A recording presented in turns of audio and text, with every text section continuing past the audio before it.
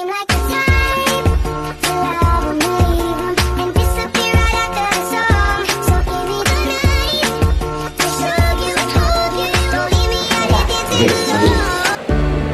Izin Pak, kami dari mahasiswa dari Politeknik Pembangunan Pertanian Medan. Di sini kami mempunyai tugas dari mata kuliah yaitu analisis usaha kebun Pak. Ya. Izin Pak, sebelumnya apakah kami boleh bertanya tentang kendala di lapangan ini Pak? Boleh.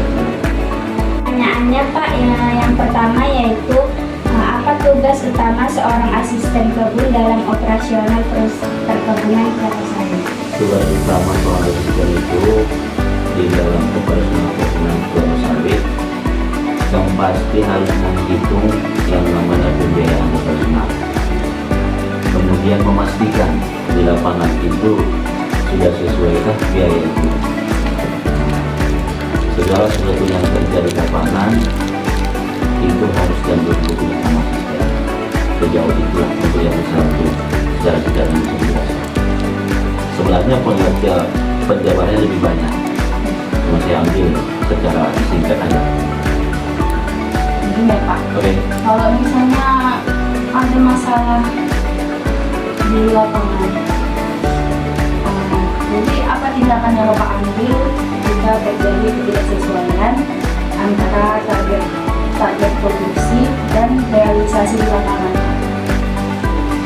Yang pasti namanya di kebun semua target itu sangat diutamakan sama pihak manajemen terhadap kita di sini pada.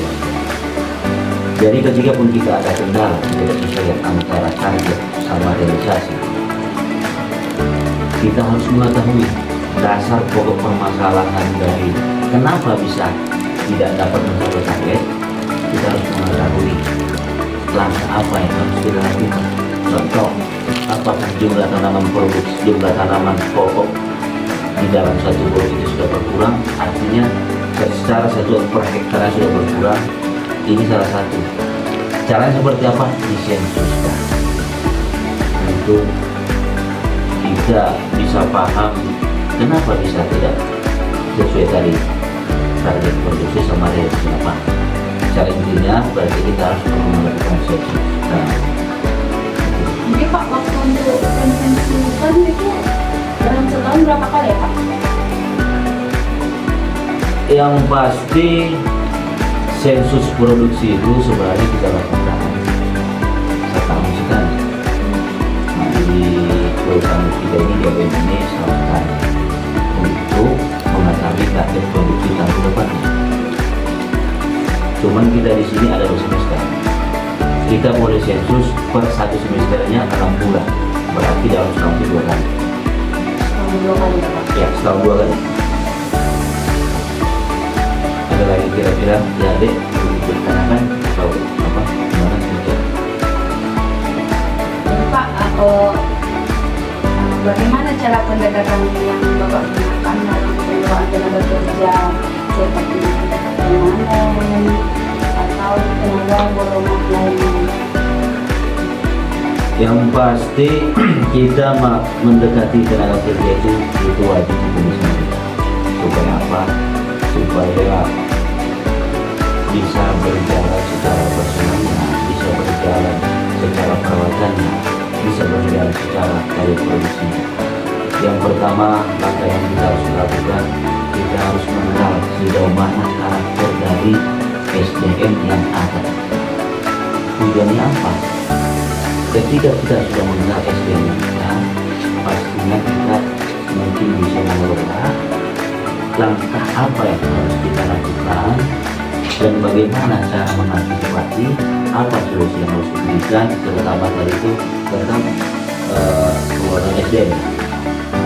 Intinya kita harus mengenal semua karyawan kita, baik itu di perawatan maupun di karyawan pabrik. Ketika kita sudah mengenal karakternya, ya bukan orangnya, karakternya, sehingga kita bisa melakukan langkah-langkah keputusan saya sebagai seorang asisten apa ke depannya, seperti itu kurang. Ada nih Pak, satu pertanyaan lagi dari kami. Oke, ya, siap. Dengan siapa Bapak biasanya berkoordinasi dalam menempatkan kebijakan tersebut? Yang pertama, saya sebagai asisten kebun, saya punya atasan langsung. Secara atasan itu ada manajer kebun. Bawahan ada manor satu. Jadi ini saling berkaitan. Ketika keputusan mungkin yang di luar dari hak prerogatif dari asisten, ya saya harus berkoordinasi sama manajemen sama manajer. Nah, jadi ketika mungkin keputusan itu yang masih dalam ruang lingkup saya sebagai asisten, ya saya bisa aja koordinasi sama manor satu, artinya berdiskusi apa yang harus dilakukan, keputusan yang bagaimana yang harus dilakukan. Contoh, ada kondisi pada saat kita bekerja di lapangan, kondisi hujan, sementara pekerjaan sudah jalan. Ini apa yang harus saya lakukan sebagai seorang asisten? Ya saya harus mengambil keputusan apakah dilanjutkan pekerjaan tersebut atau diberhentikan. Nah, jadi itu kok masalah yang seperti itu saya harus koordinasi sama manajer, hanya memberikan informasi, berkoordinasi ke bawah, ke manor satu untuk mengambil keputusan dilanjutkan pekerjaan tersebut atau tidak. Untuk manajer saya hanya bisa komunikasi, informasikan Pak, saya itu ada keputusan dengan keadaan seperti ini, begini, saya sampaikan sama manajer. Kalau seperti itu. Kurang jelas apa kira-kira, Dek? Sudah jelas. Terima kasih atas kedatangan adik-adik di sini. Nah, saya pun mana tahu dalam pengertian di situ kurang pas ya. Mohon diwakili karena kita posisinya kan ya segala sesuatu itu harus memang ya seperti itulah. Kami pun mengucapkan terima kasih juga Pak, Bapak sudah meluangkan waktunya untuk menjawab pertanyaan dari kami. Dan bila kami telah mengganggu waktu Bapak, maafkan ya Pak. Ya, Permisi ya, Pak. mudah-mudahan berhasil aja Ya ya. Pak, terima kasih ya Pak. Mudah-mudahan berhasil. Pak.